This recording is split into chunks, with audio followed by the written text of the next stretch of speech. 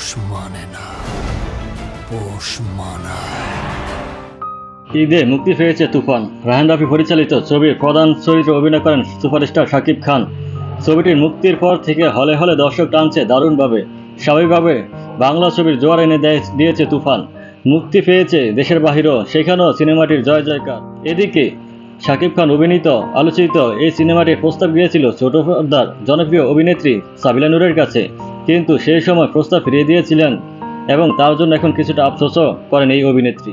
শুধু তাই নয়, এই সিনেমার আগের প্রিয়তমা সিনেমার প্রস্তাবও পেয়েছিলেন তিনি, কিন্তু সেই সময় দেশের বাইরে থাকার কারণে শিডিউল জটিলতায় সেটি আর করা হয়নি।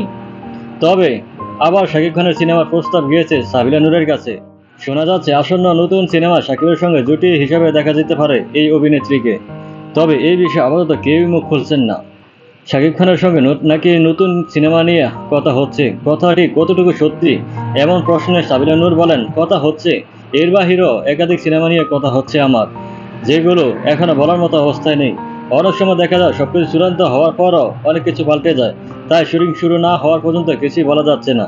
এর আগে একবার একটি সিনেমার শুটিং পর্যন্ত গিয়েও আগ পর্যন্ত ক্যান্সেল হয়ে যায়, তাই শুটিংয়ে যাওয়ার আগ পর্যন্ত কিছুই বলতে চাই না। শাকিব খানের সঙ্গে কাজ করতে ইচ্ছুক এই অভিনেত্রী। তিনি বলেন, আমি এর আগেও অনেকবার বলেছি শাকিব খানের সঙ্গে কাজ করতে বরাবরই ইচ্ছুক আমি সত্যিই চাই তার সঙ্গে কাজ করতে, আগেও চেয়েছি, এখনও চাই।